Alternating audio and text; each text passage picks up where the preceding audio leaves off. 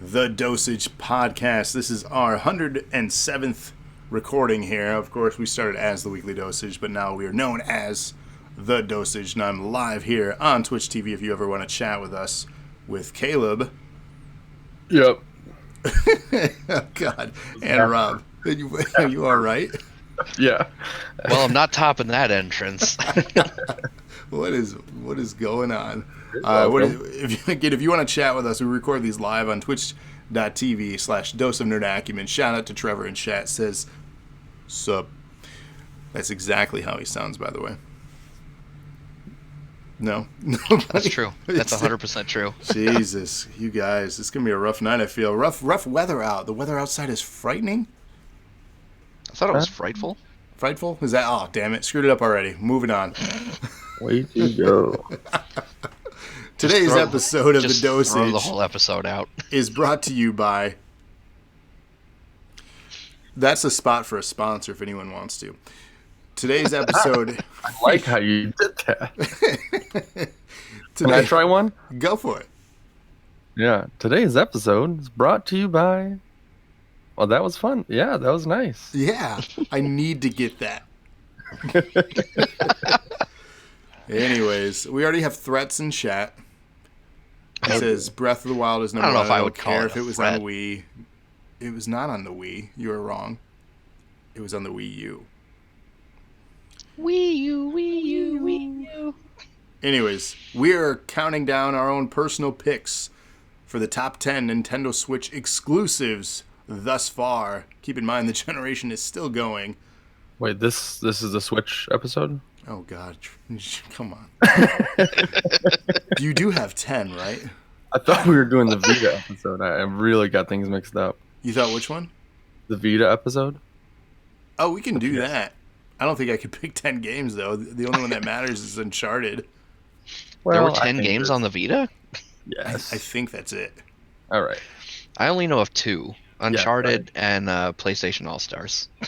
It was not exclusive to the Vita, though. So. I just couldn't resist.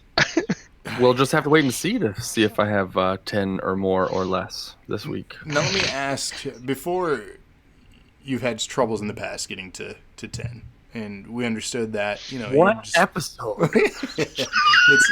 You are now forever labeled as that guy, so congratulations on your moniker. Number 6. Was there a question coming? I might have cut you off there. Who's a what now? You said, let me ask. Yeah, what was the question? Oh, I don't know. Let's move on, though. You were able to get 10. Rob, you had some struggles, from my understanding, but you were able to get 10. Did you get more than 10? Oh, I stopped when I hit 10. I was like, I did it! So what I had done... Go ahead. I could have gone a decent amount over 10. I think my initial list had like 12 to 13, but I think I could have really poked around harder to get more. That's what she said. Giggity? Okay, so here's an important rule of this list. We're counting these particular games as one game. Pokemon Sword and Shield, and then the Pokemon Let's Go Pikachu and Let's Go Eevee. Those are one game. So if those are on your list more than once, as two separate things, saying one is better than the other and had 2 slots, you may want to make a quick revision. Just to clear, you were grouping up Sword and Shield, and then next to that you were grouping up Eevee and Pikachu. Yep, 2 games. So, those 2 are... Instead of 4. Instead of correct. 4. You made it sound like those 4 were 1. Yeah, if it's Pokemon, it's just all one fucking game because you're just catching them all. Pokemon Go's not even on the Switch. Well, it's Pokemon. Okay. It doesn't matter. I want to point out some honorable mentions because when I gathered the list, I went through and just picked games that I've played, enjoyed, and worked down from there. So these are honorable mentions I want to shout out to that did not make my top 10, but were games that I feel are noteworthy. Astral Chain, Mario Rabbids Kingdom Battle, Super Mario Party. This one I wasn't sure. I want to say this was on the Wii U, but I can't remember, so call me out on it if it was. Xenoblade Chronicles 2.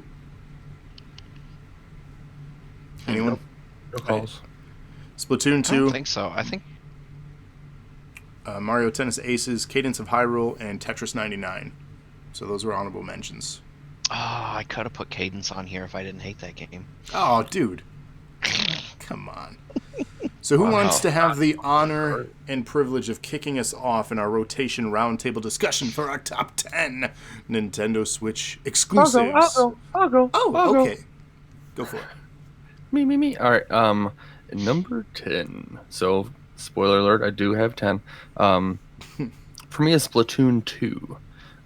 It cracked my top 10. Like I said, I didn't get too far over 10 for exclusives that I played.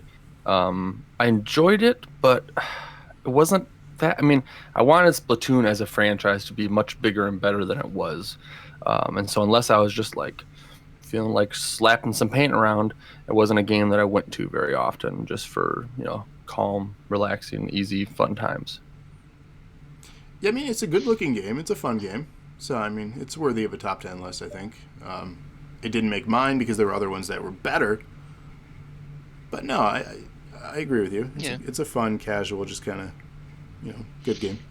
Yeah, I think for me, the biggest thing that took away from the Splatoon franchise in general is just like how Nintendo obviously still lacks, and hopefully we don't get too into this, just in the kind of multiplayer friend playing. Like, oftentimes I would try to play with a friend, but then we would be on separate teams in the same match, and like that's just not fun. And then we'd have to be talking on the phone and blah blah. And I think that just kind of kept notching it down. It was a fun game to play, but it was not what I was hoping for them to be. Wait, can you, for those in the back, can you describe how Nintendo's online stuff works? So basically, it's a system held together with chewing gum and rubber bands. It's. I mean, is it even held together? Really? I don't know. I think because it's not even all one part. Yeah, it's like I don't know.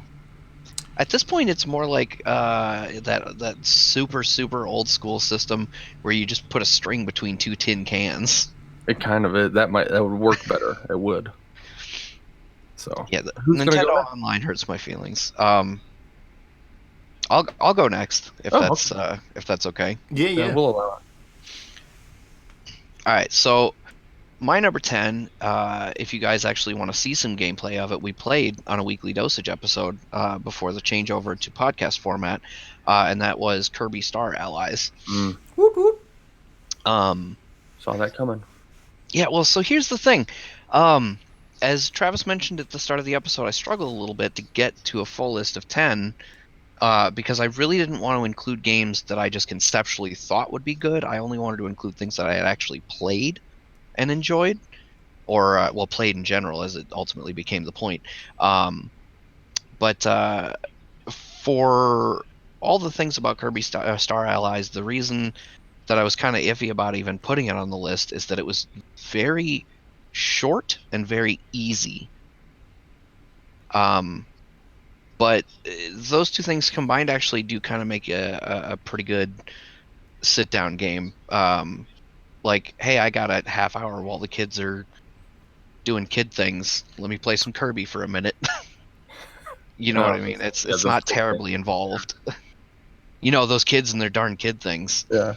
No, I agree. I think there's definitely something to be said about a simple game that literally can. I don't know. I think I was there when you guys were playing it that stream, or you were definitely testing it out. I think that it's as less the lowest amount of stress possible for a game, like non-existent, just super easy. You just kind of, the game almost carries itself, and it's enjoyable, and you don't have to worry about anything. Yeah, exactly. Yeah. So that was my number 10. What do you got, Graf? So what you're saying is Kirby doesn't suck? Only a little kid. What? Wait, what? Oh, let's... No, my bad. Let's just move that one right along. Whoa. Yeah. Yikes. Number 10. There goes the sponsor spot. Wah, wah, wah, wah. So number 10... Who the sponsor with? You're killing me. Dyson vacuums. Our vacuums suck. Anyways. Number 10 for me was also one that was featured on a weekly Dosage episode. That very same one, actually. Weird. Kirby Star Allies. Oh, man. I agree with you. It was a very simple, straightforward game. It was a lot of fun. The extra modes, I think, is where it really adds a little bit more to it. They did patch updates within the months after it released and started adding a little bit more. And then actually when you complete the game to a certain percentage, you start to unlock little extra things, extra modes, mini games, if you will. To me, that's fun. Sometimes just a casual, easy game can be very inviting. And visually, it was fun, and it stayed somewhat true to the series for Kirby. And if you've played Kirby games, you generally know that there are slight moments of challenge to them, but ultimately they are pretty straightforward and simple games. The thing that really gets you hooked is the character design, the level design, and most importantly, the catchy music. I love the Kirby franchise, and I think it was a great game. That's why it cracks the top 10 for me. There you go. All right, let's shimmy on down to number 9. Shimmy. My number 9 slot is Mario Tennis Aces.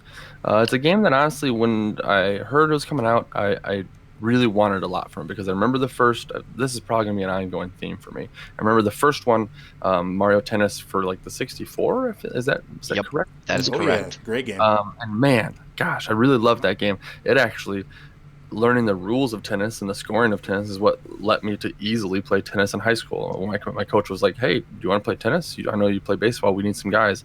I was like, I mean, I kind of know how from video games. Sure, let me go out.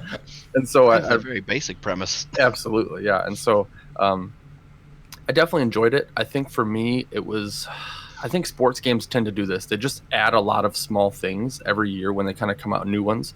And so I think there's just a little bit of complexities that I couldn't grasp onto. And it's something we talked about, I think, in previous episodes, that sometimes harder video games aren't as enjoyable. So not that Mario Tennis Aces was hard, but it was kind of hard to master for me to get a lot of the sliding techniques down and some of the timings. And I definitely enjoyed it, enjoyed all the new characters you could play as and all of that stuff, but didn't live up to the standards that I've kind of had held it to when I first heard about it. Mm. Yeah, no, I agree with that. The story mode, if you will, the maps and how you progress through challenges, I thought was a neat touch to the game. But with that, it taught you those complexities of the changes and improvements. I do quotes of improvements because that's subjective. And it sounds like we're on the same court with that one. Yeah, sorry. So I agree. It was actually one that we did for the weekly dosage as well. Me and Rob played that one together. It was our 40th episode, and the reason I remember that specifically because you mentioned scoring, we called that episode 40 Love. Oh, nice. So I thought it was clever at the time. I still think it's clever today. And go back and watch that. That's on youtube.com/doseofnerdacumen. Again, episode 40 Love of the weekly dosage back in the day. And you can actually see me and Rob get up and play. That's true. Because we played with the Joy-Cons. And man, that was neat. That sure was an episode that we did. It existed. I gotta watch that back now. Yes, you should. Anyways, go on. All right, so that's me then, huh? So I'm expecting to get Guff for my number 9. For a number of reasons, but I hold to this. My number 9 was Snipper Clips. Oh. It was one of the handful, what was it, like 4 or 5 games that came out launch day. And I actually have recently gone back and replayed most of it with my youngest son, Alex. But my buddies and I sat down that night because we had a big unboxing party, if you will. There were like 5 of us that all got Switches the same day, and that was one of the only games. It was that and Bomberman that were up more than one player, basically. And Bomberman was hot garbage. It didn't even make my top 10, even though I was struggling to fill out the list. That's how upset I was about Bomberman. Yeah, that's rough. Wasn't Blaster Master Zero around the time too? I don't know if it was launch window, but I feel like it was pretty early. It was launch window, but it was early, yeah. Okay. But I just felt like Snipper Clips really kind of exemplified some of the more unique gaming aspects that you can find in Nintendo's library. It didn't hinge entirely on blowing stuff up or beating the shit out of each other. You know what I mean? It was just a goofy, fun puzzle game. And the puzzles could get a little tricky, but they never got so outright challenging that they were insurmountable. You know what I mean? Yeah, definitely was in my kind of my post 10 list, but not one that I just honorable mention. Play play with other people enough, I feel like it would have been much more fun, kind of dueling up together, combining. Yeah, it was at its best when we were doing the 4-player stuff, because it is up to 4 players. The single player stuff is okay. I mean, it's a puzzle game, but the bulk of the enjoyment of the game is playing with people for sure. Yeah. So here's the thing about Snipper Clips that kind of bothered me, right? Is it's the victim of things that are launch window for new tech, much like we discussed previously with the Kinect, or like Kinect Adventures and all those things. Very gimmicky, and it's one of those things with the Joy-Cons and other features. The what's the rumble? What's the technical HD rumble? Thank you. Which allowed in those demos to show you, like, you could feel the ice cubes and all these. Like, where have we gone with the Switch in almost 3 years now? So it's almost the 3rd birthday already for the Switch. Incredible for one. That doesn't feel right. It doesn't, does it? No. We're halfway through potentially the life cycle of this console already. Yeah, I was going through my list and I was like, wait, what? I played that on this too? Like, I'm like, oh my gosh, I didn't even realize how long it had been out. Yeah.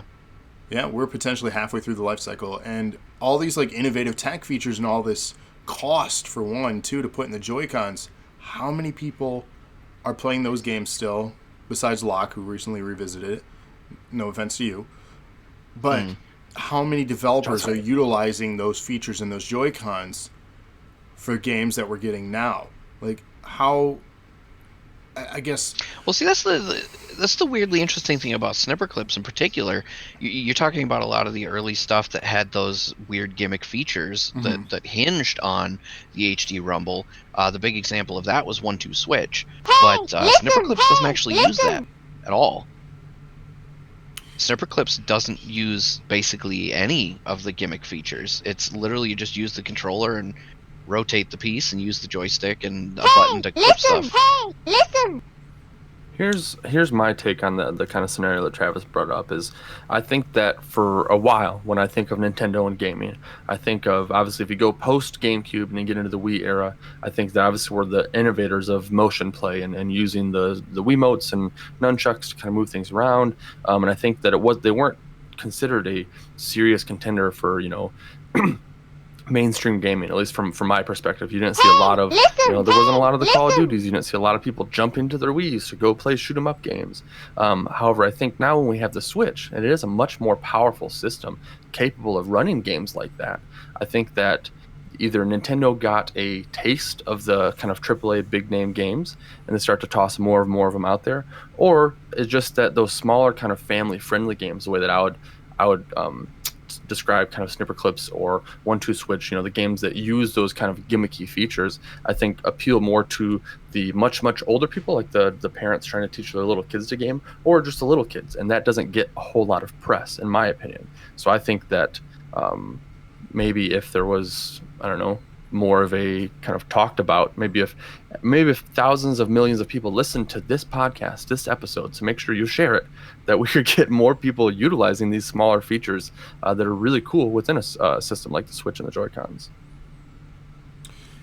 Yeah, I mean, I don't know. I don't know how to follow up with that or expand upon it. It just makes me really wonder as far as like the next iteration, right? The rumor of the Switch Pro, it's been constant for over a year now. As far as bringing costs down of this thing, like, are we going to continue to have the need in those Joy-Cons? Like, the Joy-Cons are going to be stuck the way they are, I feel. I don't think they can redesign that. They've pumped too much into the equipment.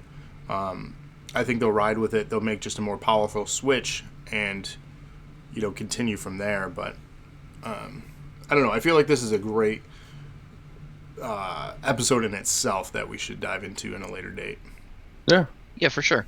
Sounds like it might be something we might want to slightly alter the scope of an episode we already have planned for the future. Yeah, no, I agree. Stay tuned. Speaking of, we'll at the end of the show let you know what our next one is going to be, because I'm pretty excited for that. But my number 9, Locke, you've concluded your thoughts on Snipper? Yeah. You're good. Go ahead. Okay. I didn't want to just cut you off and head into mine. Number 9 for me was you could say it's original on this, and it's an exclusive because it was, but ultimately is a remake of 2 games from the late 90s. And this particular game, or games, is Pokemon Let's Go Pikachu and Let's Go Eevee. So they capitalized on the continued success of the Go name with Pokemon Go. For those that don't know what that was or is, I'm not sure where you've been. There was a craze a few years back. Well, almost 5 years back now. Holy cow. What's a Pokemon? You're right. It's a pocket monster. Never mind. Easy there. Yeah, just roll right onto your game, buddy. Let's just continue. So it's a remake of Red and Blue, basically. If you've played Red and Blue, those are the original games that started the craze back in the late 90s on the original Game Boy. And this is the first, console version of a handheld game. Whereas a lot of people are stating that, Sword and Shield is the first full-fledged one, which technically it is, but the first Pokemon game like this that was playable on a console, unless you had your plugins for what was the adapter for the Super Game Boy and all those things where you could plug it into the GameCube. You know what I'm talking about, right? Yeah, that's what it was called, wasn't it? No, the Super Game Boy was on the Super Nintendo. Right. What was the one? The GameCube one, I think, was just called the GBA player. Yeah. So you could technically play the old Pokemon games on a console on your main screen, or through emulation, obviously. But so this made for the first legit direct one to a console, a hybrid console, but ultimately one that you played on your TV. It played well. The one critique that I could not stand in the game, you were stuck with this particular setting. You had to play with one Joy-Con, and for every Pokemon, when you went to catch them, and this is how you battled them too, you had to do the motion.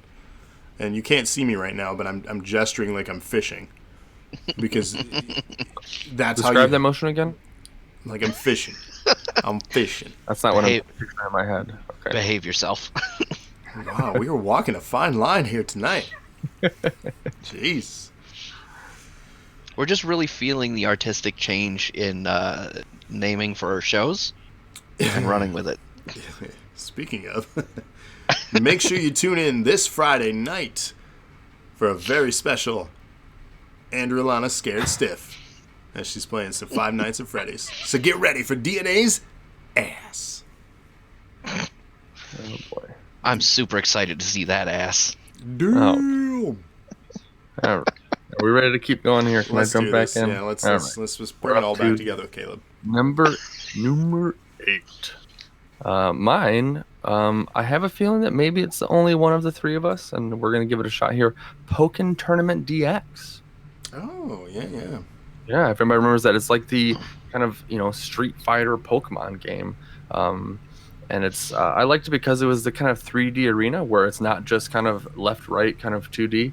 You're actually moving around, and it was not a game I was good at, but I never felt the pressure to be good at it. I know I talked about, hard games not being as fun, but this one was enjoyable just because it was a different take on a Pokemon game. I loved the different style of games we had, like on the N64. So for this to kind of make its way over, to have a new version of a Pokemon game, I enjoyed it. To be honest, Right I've never played it. Yeah, me neither. I was aware of it, but it never made its way to my list of playables. Are you done? I don't want to cut you off either. No, that's okay. We needed like a ting. We need like a noise. like in a chess game, you just hit the little buzzer. There It's you your go. turn. So I do want to take a brief second to say a couple of things to the chat. Thank you to everyone who has tuned in and joined us. We are live. We are live. So a special thank you to Rated, because apparently he was feeling ignored when I said hi to everybody earlier. Oh, boy. And there's your live shout out too, buddy. But to jump very slightly back to Travis's entry, Raven Knight Trevor in chat said that he enjoyed the changes they made and it was a fun remake. And it actually, despite the thing that you complained about with the single controller and having to quote unquote catch a fish to catch the Pokemon. I actually was kind of intrigued and briefly contemplated buying the games after watching you play them one night when I came over before we did an episode. Not That's that right, we did Pokemon, but yeah. you were playing it when I came over a couple of times. So, but so anyway, that's immaterial to my list. So I'm gonna go ahead and move on to my next one. I just want to throw those thoughts out there real quick. Yeah. My number 8 was something we did an episode of the Weekly Dosage on, and I want to see if Travis can guess it. I'll give you one guess, Trav. What do you think my number 8 is? It was another game on the Switch that we did an episode of Weekly Dosage for. I get one guess. That's it. One guess, because I don't want to take all night. This ain't 20 questions. I'm gonna guess Ultimate Alliance. You are correct. It was Marvel Ultimate Alliance 3: The Black Order. I'm good at this game. I mean, there's not really a ton to say about it, to be honest. Smallish first in chat and in my heart. I know Andrea said first earlier, but that's not my wife, so there you go. For $1 million. No, never mind. Moving on. No, I mean, really, if you really want to know my thoughts and feelings on Ultimate Alliance, do yourself a huge favor and go check that episode out. It was another one where we had some guests and we actually played it multiplayer. And just like I said about snipper clips, that's really kind of where the game shines. You can play it by yourself, but I feel like I personally would not have enjoyed the game at all had I been playing it by myself. And it kind of kills me a little bit because I feel like on paper I should love this franchise. Like, there's no reason I would not adore these games. It mixes up so much stuff that I love, but all of my enjoyment was actually playing the game with you guys on that stream. It was really, really cool. It was fun. So yeah, I mean that's what I got for number 8. A lot of superheroes, a lot of beating stuff up. Good times were had. Boom, Ding. boom, boom, boom. Let me hear you say. Ding. Ding. Hey-oh. Number 8 for me is one that I've spoken on. If you've listened to it, Jesus Christ. It keeps going higher. Nobody cares. Next. Do you remember that show Next on MTV? Yes. Man, I was that just was thinking about it, but messed I don't want to let you guys judge me. Dude. I enjoyed it. So I don't know. messed up. I really liked it. I remember when they immediately get off and they're like, nope, next. Like, damn. They didn't even get to And then don't they speak. get to like go through the other person's room at the end? Yeah. Yeah. Anyway, my number 8, if you've listened to any of our stuff and followed me personally on YouTube or social media, you would know that I've spoken in high regard regarding the memories I'm creating with my oldest son for this one. You could probably, I'll give you one guess, Caleb. What is it? Luigi's Mansion 3. Come on, that hurts. You are not good at this game. You suck. Buy our vacuums. They suck too. Yoshi's Crafted World. Dun, dun. No, we're not doing that on air. All right. All right, what's your number 8? What do you got? What do you I got? said already, Yoshi's Crafted World. Jeez. But I thought he was playing the levels with you on Luigi's Mansion 3. He was. But the first games we played together was Yoshi's Crafted World. This is true. I apologize. You don't listen. Bing, your turn then. We all felt it coming. Your turn. You No, go. yeah, go ahead and talk about it if you want No, to. that's. I mean, I've dove deep into it. It's a great game. It's like Kirby, right? It's somewhat easy. It's fun, cool design. It's a Yoshi game. Continues, along that line of like Woolly World, but it's a crafted world now. So it's cool. I really recommend it. It's one you should have in your collection if you are a Switch owner. So that's really all I gotta say about that. All right. On to was this number 7? 7, yeah, I think. I think it's one that I may get some flack for and kind of chat or just as from listeners for having so low on my list. But it's Super Smash Bros. Ultimate. Ding! Okay. Rob, what you got? I got anxiety now. That's what I got. I do truly love playing Smash Bros. But all of my friends are 10 times better than me. And so it's one that would be much higher up if I was any good at gaming. Didn't we talk about this on the last one? Like the I think importance so. of being good at a game and liking it or something. Or was that something that you brought up? I feel like this was... We've We've definitely talked had that about it. conversation Okay. for sure. Good thing these are recorded, because the older I get, I swear. Yeah. I feel that. Oh, Lord. Bob, Uh, go ahead there.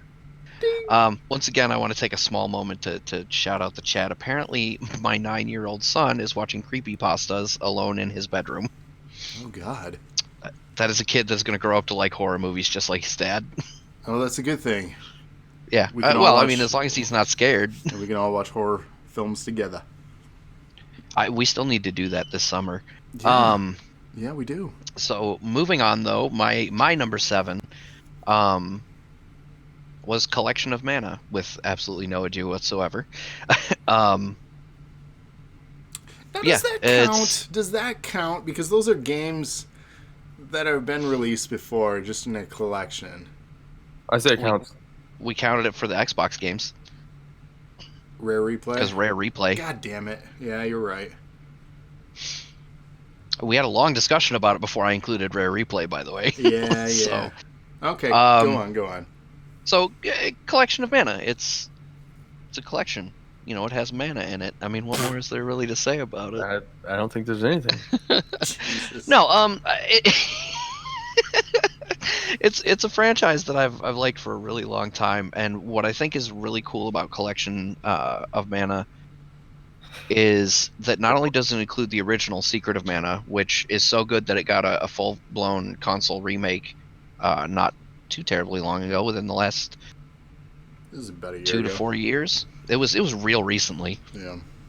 I want to say it was 2018. Yeah, that sounds about right. But anyway, it also includes a sequel, which is technically the third game, Trials of Mana. But more importantly, it has one that I find a lot of people don't even know was actually part of the series.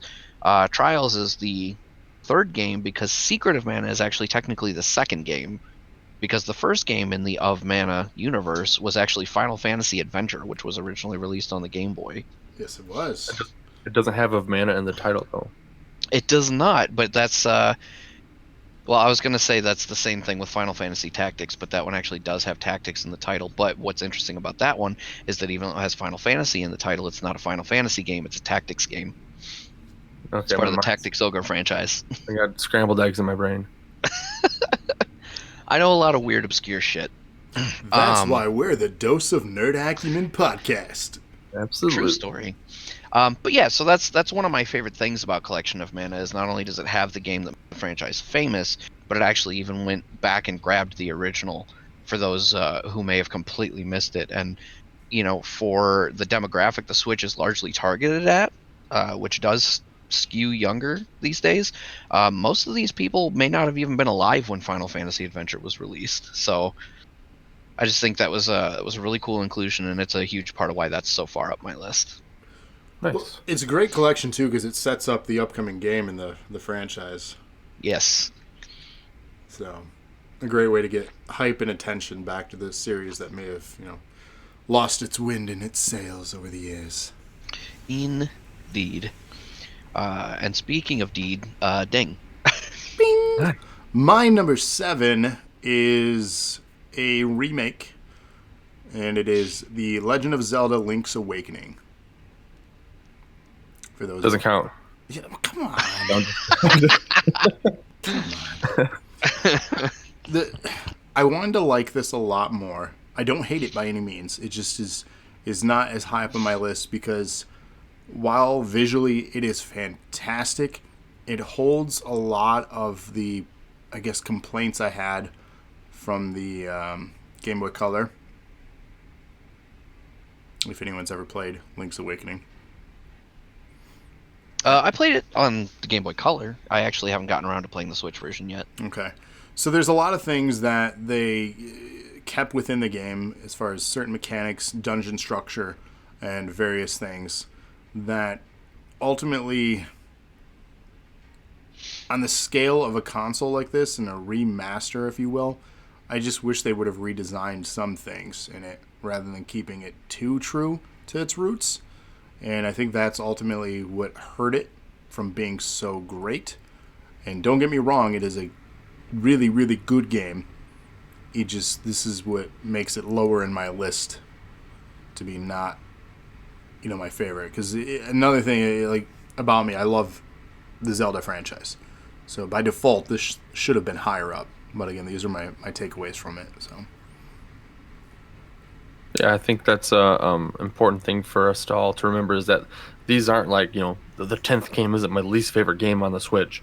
These are still our top 10. For the most part, we all actually really enjoyed all of these on the top 10. So these are all really good games. I think that's something I keep forgetting in my head as I describe these. I'm like, oh, it's low on my list. That means it's a sucky game. No, it's not. I enjoyed it. It's just not my favorite one. Right, and there's so many other games, and we're hitting at some that probably aren't in each other's list. So that goes to show or tell you right there that there are a lot of games available, and we all have very different tastes and interests, and it doesn't make them good or bad. But Yeah. Caleb, what you got for 6? All right, number 6. It really sucks. It's Luigi's Mansion 3. Because it's a vacuum game. Because it's a vacuum game. It's one that we're still poking at here around the house, and I really do enjoy it a lot.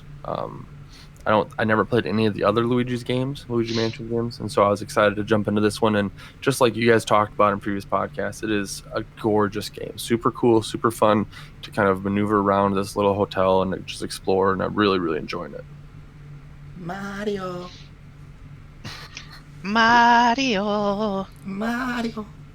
What I loved the most about that was that Luigi had a little bit of vibrato, so that you could tell his voice apart. Yeah. But he would say the same stuff. Yeah, no, it's a good game. I agree. Yeah. All right, Rob, what do you have for your number 6? This is, if you know me, a unique and weird intersection of gaming for me. Because it mixes my absolute love for a long-standing franchise with a particular genre that I do not like at all. My number 6 is Tetris 99, the online-only quote-unquote battle royale Tetris game. Well, not anymore. They have now, you can purchase offline modes, and there's team battle modes. Have you been in it recently? Probably not in several months, I would say. You need to dive back in because they've added so much content to it. Okay, but if I gotta start buying it, then I'm gonna be butthurt about it. Oh, please. But it's Tetris, so I'll do it. I was gonna say, let's pump the brakes here a quick second. Have you ever bought something you've never played before? No, I'm definitely not looking at a bookshelf with over 300 games on it right now. Never unnecessarily purchased any items in your history, sir? Do you know Travis? Whoa. No. Redirect. Oh, he just hit you with that Uno reverse card. This is not. Speaking of, Tetris and Uno is featured in episode 99 of the Weekly Dosage, now available on youtube.com/Dose of Nerd Acumen. You know what was not featured on an episode and is also not... what is not featured on an episode and is also not featured on my list, but is Tetris, is Puyo Puyo versus Tetris. Because I wanted to put that on my list, not instead of 99, but as well. But I found out that it is super not an exclusive to the Switch. Nope, that's why it's not on my list. Yeah, dude, I was like, I've never even heard of this game before the Switch, and then I went and looked it up, and it was released on like 6 other platforms before the Switch. I was like, you're killing me right now. Yeah. But anyway, Tetris 99 does mix, especially the original base game. It does mix the whole battle royale thing with Tetris. It's you versus 99 other players. And I have a horrible addiction to Tetris games. In general, like, I love them, but there was a point they had a online versus Tetris game on Facebook. I was playing a Facebook game religiously, you guys. Oh, no. And so when they put it on the Switch, that made me feel a little bit better, because at least it legitimizes it slightly more. But I mean, it's Tetris. There's really nothing else you can say about it. You know, clear lines, drop lines on the other guy, be the last man standing. It's Tetris. Yeah, I mean, I was the first to realize real quick your addiction to Tetris because, for those that don't know, a little bit behind the scenes here of the history of the weekly dosage DNA in general, we would get together, whether it be Thursday or Friday nights, whenever we're recording and doing the live shows, probably around between 6 and 7 p.m. Rob would show up with his Chinese food and his nos, and we'd Yep. talk about our recent games we played and just kind of life in general. And keep in mind, we would be going live at around 8:30 or 9, and we got it down to a science for setup. As time went on throughout the show, so it really didn't take us that long. So a lot of it was just kind of BSing and then wrangling the single kid at the time through bedtime, bath time routines, and it was just like a hangout session. So the show would last from hour and a half. We'd wrap probably close to 10 p.m.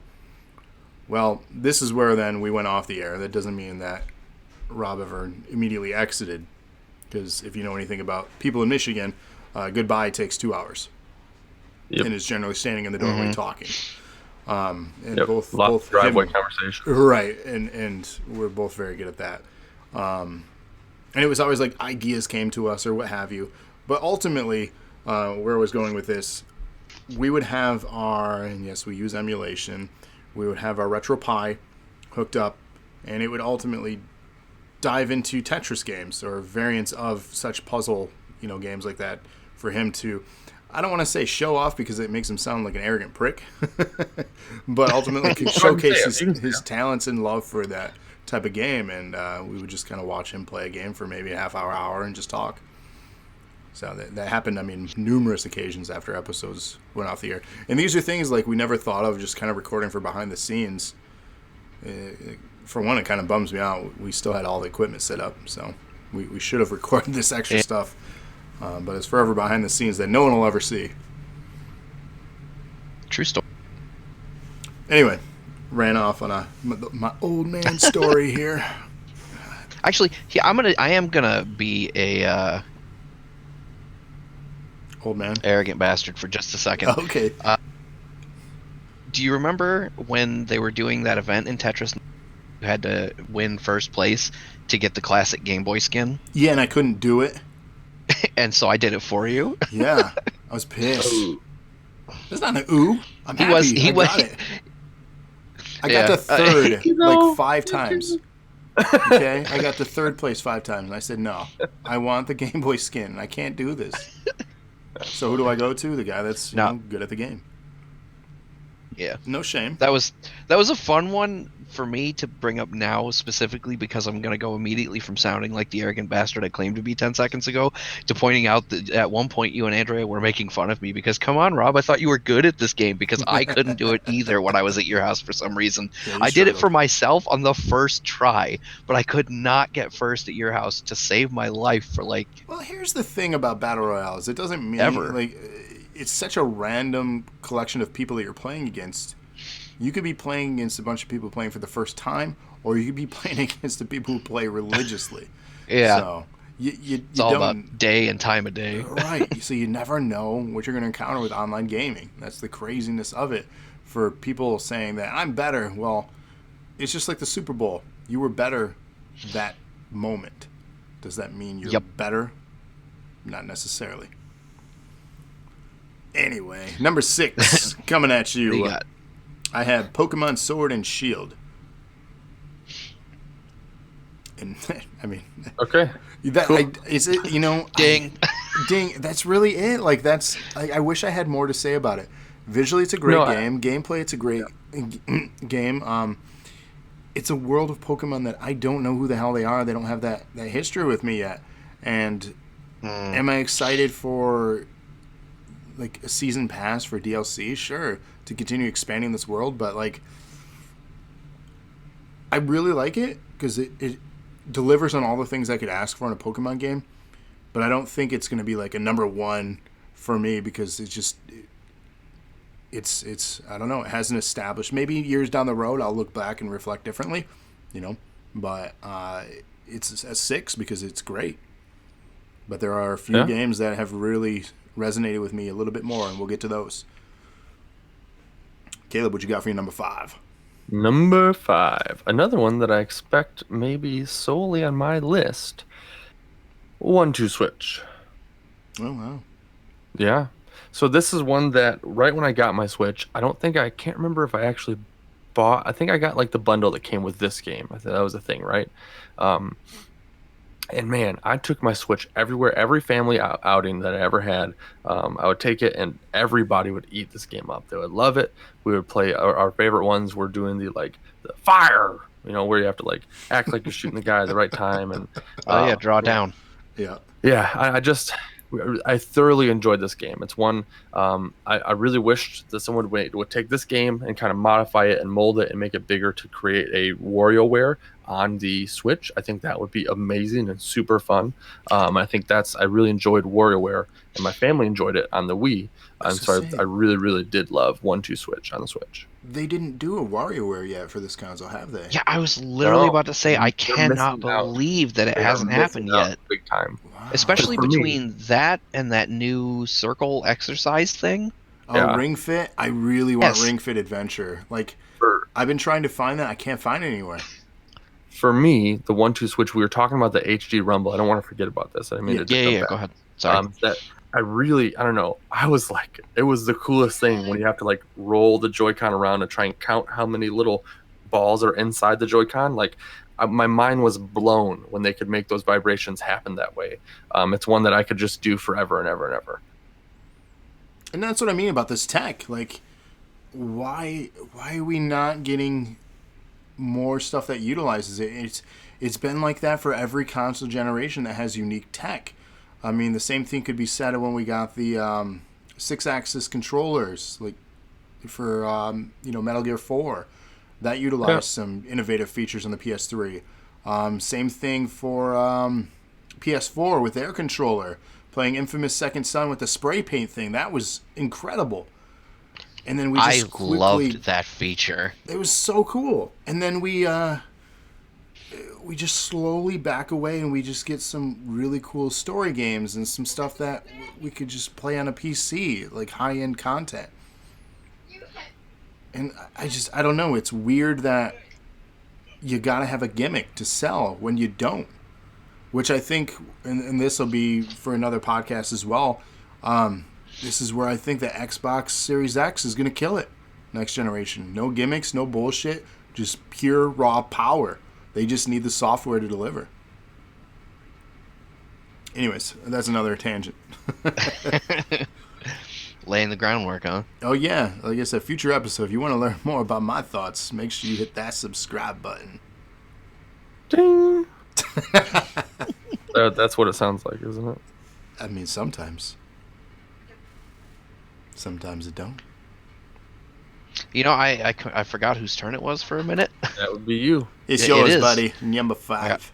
I got slightly confused. I never heard of that game. My number 5, I don't even have any smart aleck lead up to this. Just my number 5 was Mario Odyssey. It would have been further up my list, except for a couple of key factors. The foremost of which being I didn't really get sucked into it, but the last Mario game that I really truly got completely pulled into was Mario 64. Which is not as to say that the other ones were bad by any stretch. You know what I mean? Oh my God, not Sunshine. What was the Galaxy? Good Lord. on the Wii. Yeah, Galaxy and Galaxy 2 were both absolutely phenomenal games. 3D World was so good. Yes, and the classic-ish Mario type games, which I still actually even would put 3D World kind of in that arena, because it keyed off a lot of the stuff from the classic 2D ones and just kind of stuck it in 3D. But yeah, so Odyssey was good. I'm absolutely not going to say anything bad about it. But it didn't suck me in the way some of the older games in the franchise have. Wait, what did not do? Mario Odyssey. It didn't suck you? Is that what you said? It did not. It did Those not are give the me words the you Dyson said. treatment. Okay. Is this the theme of today? Our podcast No, sucks. he said it. How was I supposed to let it go? He said the word. We're stuck in this suck It's called being a mature adult, and one of us should try it someday at least. I don't. Nah. That's not our brand. Nope. Totally overrated. Yeah. Aha, Next see, time. that's another pun. Except that one's a community pun. But anyway, yeah, so it's Mario Odyssey. And Travis and I actually were discussing Mario Odyssey before we went on air tonight. And so the game actually has a special place both in my heart and my house, because it was another one of those things where I got to bond with my older son, or younger son, excuse me. He actually has completed Mario Odyssey himself. I can hear myself again. Cool, we're doing this. But yeah, so he and I sat and I kind of walked him through a lot of the stuff in the game. So I didn't really spend a ton of hours playing it, but I spent a lot of time with it, and I think it definitely earns its place in gaming history for sure, as one of the better games on the console. So to my number 5 it went. Shit, there you go. A ding ding, a ding ding. I dig it. My number 5 is Super Mario Maker 2, which is also an episode that was featured on the Weekly Dosage. This was one that came out last summer, and this was one of the first ones back for us getting together, because we took a little bit of a break because my youngest was born in the middle of that month. And then we came back together and we played this. So that was kind of exciting to get back together, play this game, and it was one of our longest episodes too. And it was mostly because of Locke's determination to complete a level. That'll happen. So he had a bit of a moment where it took, 30, 40 minutes of repeated attempts and determination, and he did complete it. I was going to say, I did it, goddammit. The episode ended up clocking in at about 3.5 hours long. And honestly, yeah, it didn't feel like it, because there was so much to discover and do, and it was such a fun game that still to this day, and I played it actually this week. I popped it in for a bit and messed around with the online stuff, so the endless mode for those that do play it. And you're just bouncing through community-created levels. And there's limitless gameplay due to everyone's creativity out there with this particular game. So if you are a fan of platformers in Mario, this is a must-have for your Switch. And that's why it makes my number 5. Nice. I'm a fan. I'm actually really disappointed in myself for not having that on my own list now that I'm back on that episode. You want to start this episode over? Yeah, just rewind. Suck.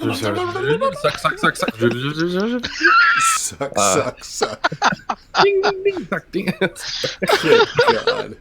This is the weirdest collection of sound effects. Yeah. I'm renaming this episode title to This Episode Sucks. There you go. And see if anyone listens then. I'm a fan. Who knows? We may get 10 times more views that time. So we'll get 7 views. Yeah, you never know. Math. Ouch. All Math right, is hard. we're on number 4. Correct. Pokemon, let's go, Eevee. Is that the one you got? Did you get them both, or did you get just one? I got Eevee. No, I got Eevee. Why have we not linked up then? Because I have Pikachu. That's a great question. And you know what? You almost missed your window because I had sold it because my wife played. So I've only put in maybe 10 hours on the game. But once my wife got the game and started playing it, I bought the bundle, or I just bought it with as well. I bought the Pokemon Ball plus controller thingy. Yes, that's so cool. Very much a big fan, especially when you could then turn that into your Pokemon Go Plus kind of on the road. Yeah, you could links play to that. That is so cool. You could, and then once you get to the next Pokemon games, you can put a Pokemon in the Pokeball and walk around, and it can start to level up. And tons of awesome things. I really enjoyed Pokemon Eevee. The simplicity of it, and just kind of reliving the red and blue days, like to a T. Like, this world is exactly like the old world, impressively so. Outside of the graphics, obviously. And I really enjoyed it, and I found myself enjoying throwing the Pokeball at the screen. And then, when Jessica had a hard time when she couldn't catch a Pokemon struggling, I would just tap in with my Joy-Con, and then we would both throw, so you could like double catch. It was super cool. It made it much easier to catch. I forgot. I don't know. It was a very cool, relaxing. I think for me, this game was to me as Kirby All-Star Allies. I don't think I said that right. It was to Robin. I think it's just a nice, relaxing, easy game. And yeah, I was thoroughly impressed. My wife blew through the game, like 40 hours in the first week. She was addicted for sure. And so then at one point she stopped playing it because she started playing something on my 3DS. And then I was like, okay, she's not going back. So I sold it. And then one day she was like, oh, I got to go back and finish Pokemon. And I go, uh-oh. And so I went back and I rebought it. So I'm not selling it again. It's staying in the library. So that is probably one of the only advantages to the way that I buy things, and that is I own this now. The end. Yes. Yeah, I generally don't sell stuff anymore. Let me ask you this though: what was your decision in picking Eevee then over Pikachu? Honestly, I think that I never played Pokemon Yellow, so I never had like Pikachu follow me around. I played like my buddies. Dude, it's a damn shame that you didn't play that. Is the best one. Yeah, I know. And so, but I felt like this was my first and only chance to have Eevee follow me around like that and be my buddy, my companion. So I wanted to take that route. In retrospect, I was upset because I didn't realize that Eevee was locked into standing on my head, and it looks so stupid. That's probably the only bad part about this game. Yeah. I really wanted Eevee to sit on my shoulder, and it seems like a really weird complaint, but yeah, I wish Eevee was on my shoulder versus my head. Fair enough. For me, it was easy. Pikachu's the best. If they had a Jigglypuff version of the game, that would have been, but Pikachu's my go-to. I've been a big fan of both of them. And then if you know anything about my taste in my picks for Smash Bros, that's why I picked those. I love the small, fast characters. Well, there you go. Sorry, I get very excited about what's on Pokemon. your number 4 there? My number 4, it's weird how many of these are games that we played on an episode of the Weekly Dosage. Because my number 4 is also on that list. And stupid side story, it is also the reason that I now have a permanent injury. Oh dear. Known as tennis elbow. Oh. My number 4 is Super Mario Party. And for those of you who might be curious how one gets tennis elbow from Mario Party, do yourself a huge favor and go back and check that episode out. The game, if you're not familiar with it, features several mini games that include a lot of the motion controls. So it's one of those rare cases where they actually carried forward some of the gimmick tech of the Joy-Con. So awkward to watch back. It really, really kind of is, to be honest with you. There's some weird gestures. Yes. We were going fishing. A lot of fishing in that episode. Oh dear. But it's Mario Party, and at the end of the day, much like Tetris, it is a franchise that I can't help but love. And so, of course, it made it on my list. It's good. I love me some Mario Party. That's all I got for you. It is funny that we have so many on this list. We played a lot of Nintendo games, and I think a lot of that was my heavy influence for my picks when I was taking my turn for the dosages. That I was always the one bringing a Nintendo one to the front of it, and I'm glad I did. Again, that was the party games where we played games together like that. It was honestly some of the best content I felt that we were doing at that time, anyways. But my number four pick is one that you mentioned already, and one that Caleb actually helped me out on, and it was launch weekend of that. It was you had come back to grab something after a party because you had left something, and you ended up staying for hours because of this game. And that game is Super Mario Odyssey. This is a perfect, if you were to describe a sequel to Mario 64, without kind of deferring to like the weird, and I'll get hate mail for this, but the gadgetry of Sunshine. Mind you, it's a great game. Sunshine, a very underrated, unsung hero of the Mario franchise. But it stepped back away from the gimmicky galaxy in the 3D world and kind of captured all the things that were successes in that, and then celebrated Mario with, I loved the part where you climbed the walls and you went to the 8-bit Mario. Yes. So stuff like that. Yeah, that was awesome. Using Cappy to capture and harness the abilities. And in the very like first little, I believe it was the second map, becoming the T-Rex. That was also awesome. And the collectathon, like that was introduced in Mario 64. There's just so many cool elements. And then when you get to New Donk City, that's the name, right?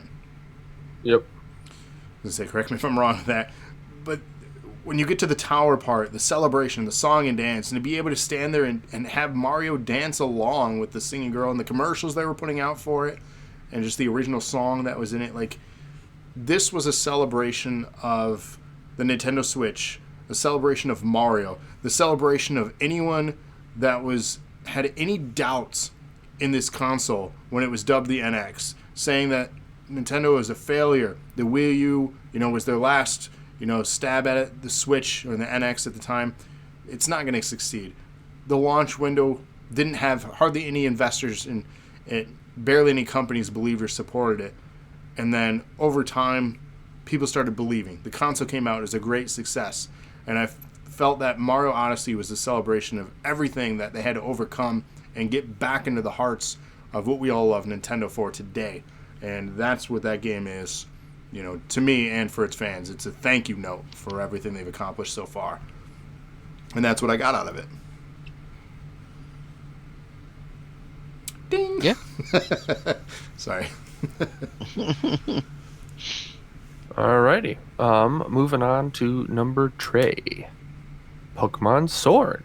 Like I said, like we said before, there's not a whole lot to say other than that for me, this was everything that I needed in the next version of Pokemon. While yes, I agree and acknowledge the fact that Eevee and Pikachu were the first ones to be kind of the first, home console Pokemon games. This was the next iteration, right? The actual new version. And man, I thoroughly enjoyed it. If you guys want to hear two people generically and vaguely babble over false information, go check out Dose of Nerd Audio, season 4, episode 4. Season 2, episode 4. We talked about it a little bit. That for me, as I've been getting older playing these games, one of my buddies helped me realize that they actually put a lot of time into the story, and I actually thoroughly enjoyed the story of this game. And it's something that I was excited to find out how kind of those, how the legendaries played into the story, how that was all going to kind of pan out. So thoroughly enjoyed it. Pokemon Sword. Ding. Let me ask you this about the Pokemon franchise real quick. Yep. Where are all the dads? Yeah. They Pokemon got an inverse problem from Disney. They're fighting in Pokken Tournament DX. Well, there you go. We finally and they're taking pictures of Pokemon on islands. Oh snap! That's one that we need. That's one we need. Especially now because you could do it all AR with the Switch. Oh, I'd totally. That'd be such a fun one to revisit. Be interesting to say the least. So my number 3 sure does suck, Kurt. Okay. Yeah, totally just stole your joke. Actually, I recycled a Wayne's World reference is what I did. You did. My number 3 is Luigi's Mansion 3. This game actually gets way, way higher on my list because I could not put it down. I had a little bit of trouble getting into it at first because, in part, I was going in really expecting a fully co-op experience, and it does not become co-op until you get Luigi, which does not happen right away. I was to say it's a while into it. Yeah, I didn't know that. And my wife was like, "When can I play?" I'm like, "Just a minute, hold on." We're getting there. I had no idea. I had no idea. I think it's right around an hour or so in, depending on how much goofing off you do. And I did a or lot. exploring. Yeah. Well, and that was the thing. Like, I didn't know what was going to happen, so I'm wandering around trying to make sure I don't miss anything. Yeah, I mean, I sucked everything up that I could. I went and just every corner. I mean, everything. Yeah. Which, as it turns out, you absolutely needed to do for a lot of the secrets and shit. Right. But yeah, no, that's one of the might be the no, it's one of the only games on the Switch that I have just absolutely completely beaten. We went through, we caught every ghost, we cleared every floor, we got every one of the collectibles. I just absolutely had a blast with it. It's one of the best games on the system for sure. Yeah, I agree. And so that's my number 3. All right. Well, I agree. I agree so much that my number 3 is Luigi's Mansion 3. Wow. So, yeah, I mean, you summed it up. I can't really add much more. The one thing that I haven't explored yet that I'm intrigued by, which I think costs extra, correct me if I'm wrong, the online stuff. I know there was some stuff packed in with it for free, and then I know there was also a DLC. Yeah, which, I mean, I'm probably not going to pay extra for it, to be honest. The stories would. The prospect of treating it like a competitive multiplayer game doesn't really appeal to me. No, not for that game. And I don't honestly. I haven't heard hardly any conversation on it since last fall, so I don't know how well it's even doing. So to buy into something that ultimately isn't going to get long-term support, anyways, is kind of silly. But hey, it is what it is. But yeah, I think go ahead. For me, something that blows my mind is for a game that's only been out for 3-4 months, for it to have cracked all of our list, one, but two, make it so high. I don't know. To me, that just makes it even that much more impressive because we haven't had as much potential time to play it and interact with it as other games. Yeah, definitely a testament. I've spoken on this before. There's a period of time in gaming that I call, and it's why ultimately I hate the end of the year game awards, being that the big release window for video games is October, November, and then you have the game awards in usually beginning of December. I call the period of time, usually within the first 6 weeks or so. After that, people tend to get fatigued or move on to other things. But it's the honeymoon period, right? Where everything is just so amazing. The game is just the best. Nothing will ever top it. It's the most recent release. It has the best graphics, gameplay, blah, blah, blah, blah, blah. Well, we're past that period. And again, like you said, we're still holding it into such high regard. So I think that's a true testament for this particular game. Yeah. All right. I also want to point out that it was kind of comical that both of us put Luigi's Mansion 3 as number 3. I feel like they unintentional, but right. So what do you got for number 2, Caleb? Hit me. For number 2, it does not have 2 in the title. It is Mario Kart 8 Deluxe. No, but maybe it is the second version of the game. Yeah, that's true. I don't even know that there's a difference. I can't remember if there is, other than just the word deluxe. Maybe it includes, was there DLC? I can't remember if it just included like everything from before, but I am a huge Mario Kart fan, and this is probably the game I've put the most hours into, if I had to guess. I think that I may be the world's best 100cc Mario Karter. Ooh. All right, so we're going to have an episode at some point where we are competing against each other in Mario Kart, because I'm willing to throw down with you. Oof. I'm not going to say I'm better because I don't know. I've never we've played, but I don't know. I can't remember. But I am a confident Mario Kart player. Here's something that I think I may have told on a podcast before, whether it was this one or audio or a different one. When I first got it, me and Jessica would actually play it a lot. We'd actually bring it to like the coffee shop or whatever, and we'd play it there. And she really likes to play it. And she's only good at about 50cc. Every now and then she'll crack into 100. And obviously it's never fun to play with somebody who just whoops your butt all the time. And so I would start the race and then let her get going. And then what I would do is I would take my controller and I would flip it and hold it upside down, and I would still beat her. That made it much more interesting to play with a remote controller upside down. I did tell her, and she did hit me. So I had been Well, stopped I'll do doing that it. on 200cc when I play you then, just to make things fair. Well, that sounds good. You know what? That seems like one of those Princess Bride moments where you are not left-handed because you do all kinds of stuff with inverted sticks anyway. Who, me? True. Yeah. I do play inverted. I get made fun of all the time for that. I don't know many inverted players. Well, now Caleb just outed himself. Yeah. I know iRob is one. He's one of the few that always had my back when people grab my controller and basically the first thing they do is look the wrong way and go, what the fuck? My bad. I play inverted. It just makes sense, okay? Flight sims. I grew up on flight sims. You can all thank Pilot Wings and Star Fox 2. Not Star Fox 2, but as well. Also, thank you. I mean, technically you could say got around to playing it, but not many people did. Well, sure. Speaking of Star Fox 2, Travis, what's your number 2? Rob, did you say yours? Yeah. He did. I did. Oh, shoot. My bad. I was going to say, Rob didn't get to order say mixed his. up. I don't know why. What the shit, Caleb? I did this internally in my head last time, too. You talked, and I'm like, Rob, you already went. What are you doing? But I just kept my mouth shut, and then I realized I was wrong. I'm sorry. All right, so my number 2, I have to put an asterisk by it just because I want to be honest about it.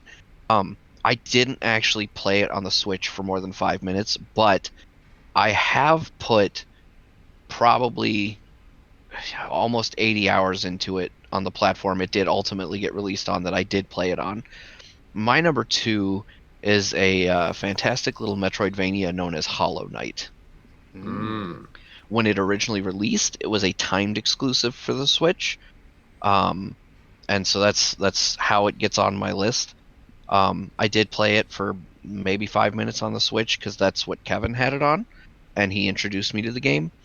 And on a whim one day, I was like, okay, I had a little bit of fun with it on the Switch. I scooped it up on PS4 and became completely addicted to it. In terms of like overall gameplay, I mean, it's your typical Metroidvania. You've got a map where you can go, for the most part, wherever the hell you want, except certain areas are completely inaccessible until you get abilities from other areas. But one of the really cool things about this game is that it has a completely unique aesthetic. You're a bug, and you're running around a bug kingdom, and there's a really deep and rich storyline just kind of buried in it. But it's great. I love everything about it. The graphics, the gameplay is tight. The abilities are a great amount of fun to use. The music is absolutely wonderful. And they just keep updating it. I don't know when the last update was, but I think they started doing updates on it so majorly that each update actually got its own revision name and a whole new splash screen for the start. So the developers, Team Cherry, absolutely poured their heart and soul into it, and it shows in every aspect. The game is truly phenomenal, and if you even sort of like Metroidvanias, you absolutely owe it to yourself to pick this game up and play it. It's one I've been wanting to play. I haven't played it yet, but I definitely want to. At some point, it is going to wind up being one of the games I do on stream. I'm just trying to distance myself from it a little bit so that I can start over and have it feel somewhat fresh. I think it's on my wish list on my Nintendo e-store thing. I can't recommend it enough, honestly. I've had kind of a mixed bag affair with Metroidvanias in my life. I was not a huge fan of the older Metroids or Castlevanias, but Symphony of the Night is one of my favorite games of all time. And so, they've always sort of been hit or miss for me, but Hollow Knight absolutely blew me away. There are moments, I tell you, there are just moments. Disappointing. I said some of the old Castlevanias, calm down. I know, jeez. Okay. Well, That's it. Hollow Knight is amazing, and now it's Travis's turn. so before I do my number 2, you know, Caleb. Yeah. I'm gonna ask chat. I'm gonna ask anyone listening, wherever you're listening, comment below because I want your feedback. This one has me kind of bothered. I don't believe Mario Kart 8 Deluxe is technically a Switch exclusive. That's why I said it with this kind of a pitch. Yeah. Because I don't think there are any differences whatsoever. Well, there are, because the name is called Mario Kart 8 Deluxe, and you cannot buy Mario Kart 8 Deluxe on any other system. Oh, no. Technicality. Yep. In that regard, it is different. The upcoming Mario Kart 8 Deluxe is a gorgeous, updated re-release of 2014's Mario Kart 8 for the Wii U. It's got prettier graphics, more tracks to race on, and a brand new battle mode. Huh, there you go. Different game. Eat it. So battle mode is unique to it, but the tracks were available as DLC on the Wii U. There are 2 different packs that you could get. It didn't introduce any like actual new tracks of its own. It was only the DLC. It was bundled all in one, whereas you could buy well, DLC. Then in that case, me and you have to take Pokemon Let's Go off of our list because it's the same game as Pokemon Red. But it's a remaster. Deluxe is not a remaster. It's a They literally just said it's a remastered. It's better graphics. But it's not remastered. He literally just described it as such. That's an inaccurate description. Well, then... I think Travis is... I think Caleb's getting grounded. Redbeard in chat says, I mean, it's close enough for government work. He's not wrong. You know, I'll allow it, but I don't know. I feel like an asterisk goes with that pick for you. Poop face. What? Poop face. Oh, that's... we got... Sorry, we have a cat issue back here somewhere. I thought she was calling us a poop face. Yeah. I mean, you earned it just a second ago. Well, I say if it has a different name and it has things you can do in that game that you can't do in the other one, then it is a different game. You know what? I'll let it slide just like I'm going to power slide past you into first place when I beat you when we play on stream soon. Ooh. My number 2 pick, ladies and gentlemen, Marvel Ultimate Alliance 3, The Black Order. Why? Because it's the Ultimate Alliance game that I've been waiting for. We got a hip hip hooray for Batman in chat giving us a cheer there. Thank you so much, sir. Ultimate Alliance, like we already said, we did a stream on that. It's the Ultimate Alliance sequel that I've been waiting a long time for. And the game continues to improve. Another 100-bit donation from Red. What's the bonus thing there? That's fun. I don't know. That's cool, though. It's for me because I feel bad you picked on me. Oh, That's a true story. Well, hip hip hooray to Redbeard. Thank you so much for that. You got me derailed. But the game, you have to get the DLC. So there's a season pass. They've had character packs, level packs, various game modes. And with each update of these packs, they are introducing new elements to expand upon the game. Basically making like New Game Plus, expanding unlockables, and again, the characters. So they continue to build on the foundation of the game. And there's new stuff continuing to come out, and I'm very excited for it. So it's still a game that I have my hooks into. Mr. Caleb, what is your number 1 Nintendo Switch exclusive?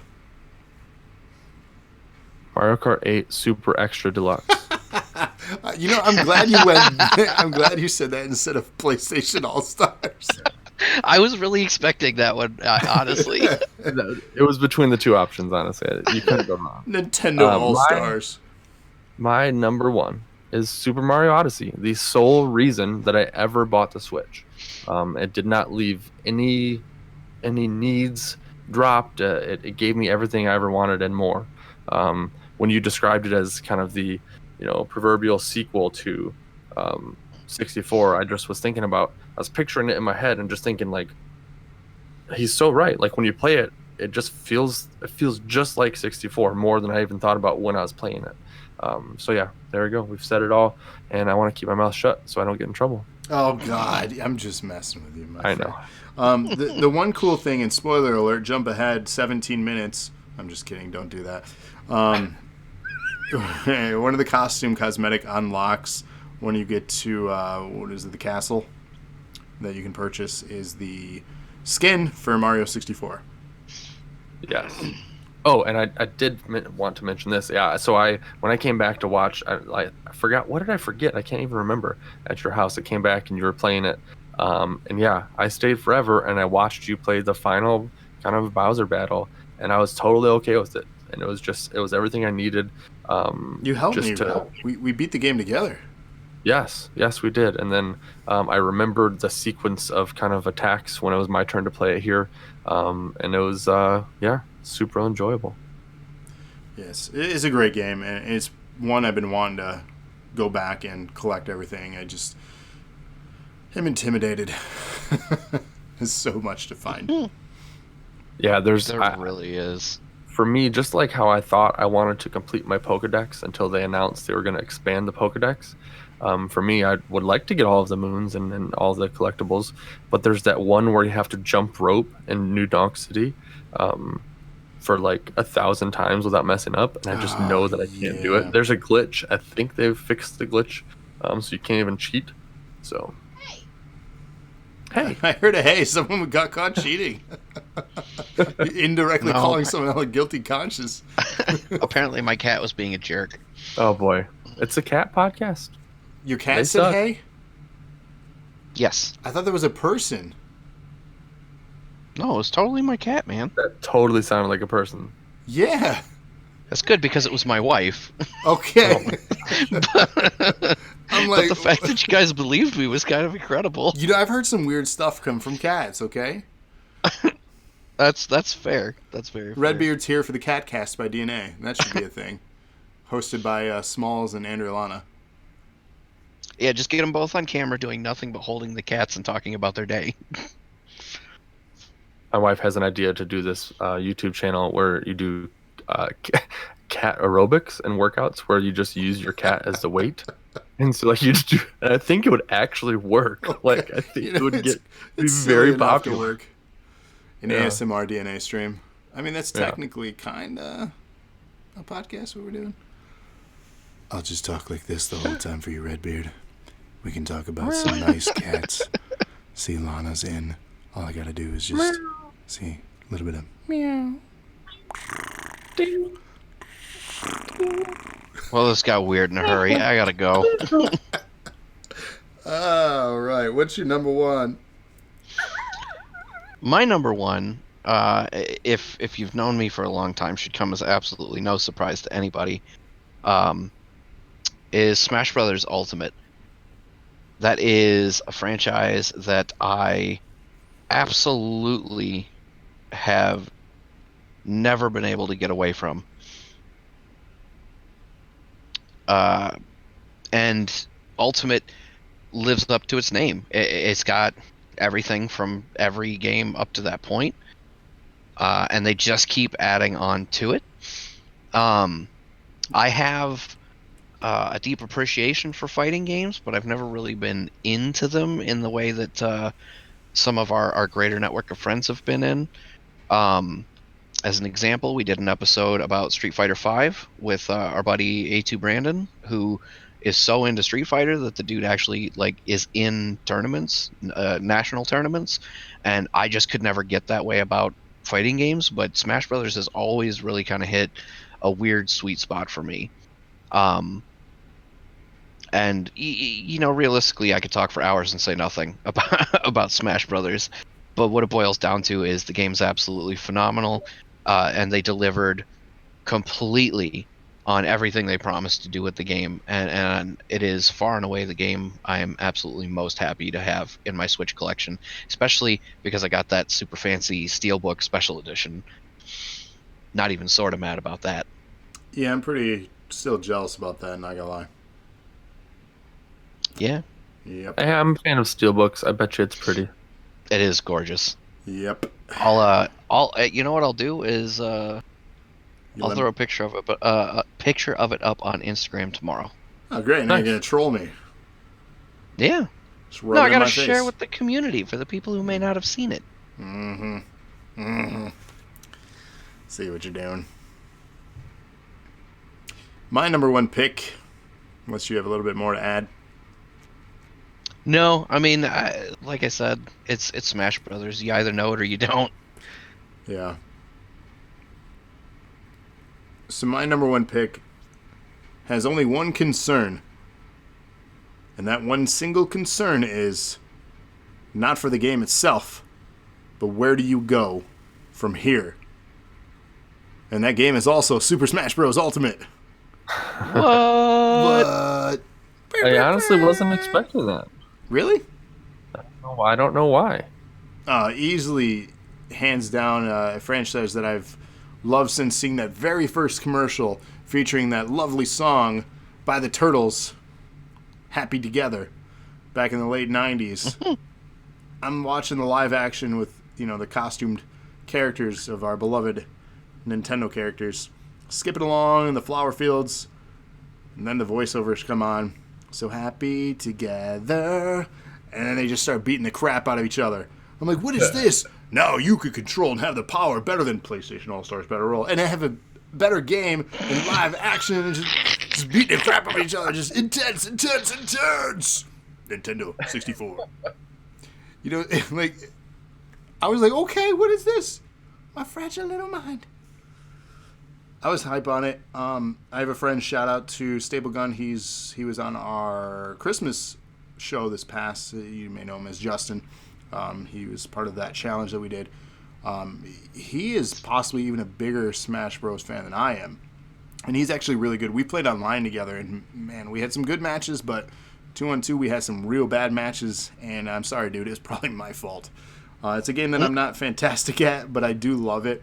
And again, I am worried where the franchise goes from here, because this may be the ultimate version, and this may be the last Smash Bros. We get for a long, long time.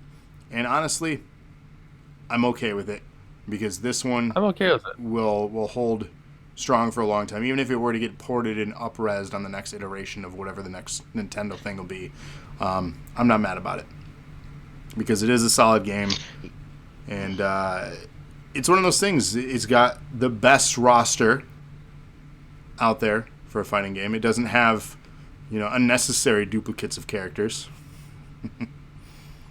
And yes, I'm speaking. Well, if you listen to Dose of Nerd Audio Season 2, Episode 2, you'll hear my friend Dan's point on that, where he says that Daisy and Peach, same exact moveset, and they realized it, so they just changed the trajectory of her tulip. Or her what is it? I don't know what it is. The thing she throws. So why do those two people need to turnip? Yeah, why do those people need to exist? At least Dark Cole and regular Cole had different moves. But they are the same dude. It is Cole. Those two are different characters in the universe. Well, how about this? Cole is Cole. Super Mario, Smash Brothers Ultimate has all the same characters from all of the iterations underneath it. I don't think it should count. It's the same game. You've already played it before. Ding! All right, Mr. Deluxe. Also, Mr. Deluxe. Cole is technically two characters. Cole is not. Because he's also two- Kessler. He's a paragon. He's also Kessler. You're a Kessler. Get out of here. And he's a vampire. Get back to me when they make an All-Stars Battle Royale Ultimate. Okay, I will. PS5, here it comes. Good luck. Like the Yeah, Star you'll want Fox to play said, it when you can "Good play luck." as Spider-Man. We'll talk then. Okay. All right. That went to a weird place. That's really all I got for this one. That's it. Yeah. There's not much. Ultimate You know is, what, is Ultimate. I do want to tag one thing on at the end here. You were talking about how this is probably the last Smash Brothers we're going to get for a really long time, and you're fine with that because the core gameplay is fine, and they just keep adding into it from there. Mm-hmm. And I feel like this is the example that certain franchises WWE 2K, excuse me, should learn from, make a fucking working engine, and then just patch the new roster in. All right, I'm off my soapbox now. No, that's an obvious statement, and we, as gamers, we continue to support this bullshit. We're the ones to blame here. So. Yeah, that's fair. Point the finger where it deserves. Right. It's our own damn fault. It's the same people that buy every Call of Duty. It's the same people that buy every Madden.